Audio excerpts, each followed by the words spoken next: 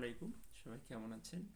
আমি আপনাদের একটা বিষয় ইনফরমেশন দেবো। এটা ভারতের জাতীয় একটা পত্রিকাতে আসছে, হিন্দুস্তান টাইমসে, যে ভারতের একজন মানে মুম্বাইয়ের ভারতে আর কি, মানে যেটা হয়েছে যে একজন বিজেপি নেতা, তিনি সেক্সুয়াল হ্যারাসমেন্টের দায়ে পুলিশ থেকে অ্যারেস্ট করছে। আর এটা মূলত ঘটছে কেরালাতে। কেরালা পুলিশ থেকে অ্যারেস্ট করছে।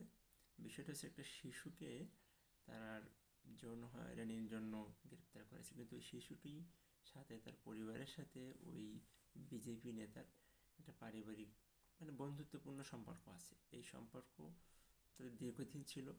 দীর্ঘদিন থাকার পর শিশুটির বাবা এই অভিযোগটা করছে যে তার মেয়ের ওপর সেক্সুয়াল হ্যারাসমেন্ট করা হয়েছে, এবং ওই নেতা তাকে বিভিন্নভাবে মানে প্রস্তাব দেওয়া বা অশ্লীল ভিডিও দেখানো, এ জাতীয় কর্মকাণ্ড তার সাথে করতো এবং ফোনে তার সাথে চ্যাটও করতো।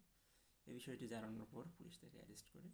এখন একটা দলীয় পদমর্যাদার যে থাকার পর এ জাতীয় কর্মকাণ্ড করা ভারতে কিন্তু নতুন না, সব দেশেই এটা আছে। তবে বিশেষ এই দলটির প্রতি যেন অভিযোগগুলো অনেক বেশি। আর এই নিউজটা অনেক বেশি আসছে তাদের দেশে, যেহেতু বর্তমানে তারা ক্ষমতায় আসছে দেশটির সরকারে।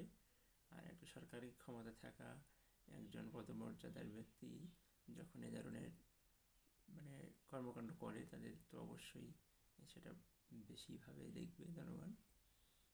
আর নিউজটা বেশ গুরুত্বের সাথে দেখছে হিন্দুস্তান টাইমস, আজকে তাদের পত্রিকাতে আসছে।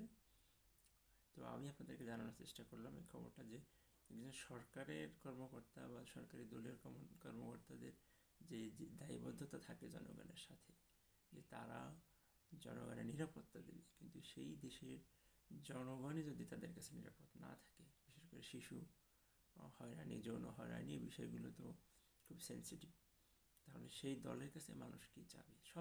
সব দেশের রাজনীতিবিদদের জন্য এটা মানে অ্যালার্ম হয়ে থাকবে।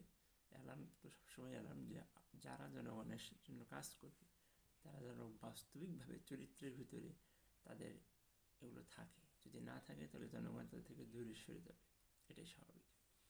সবাই ভালো থাকবেন, সুস্থ থাকবেন। আল্লাহ।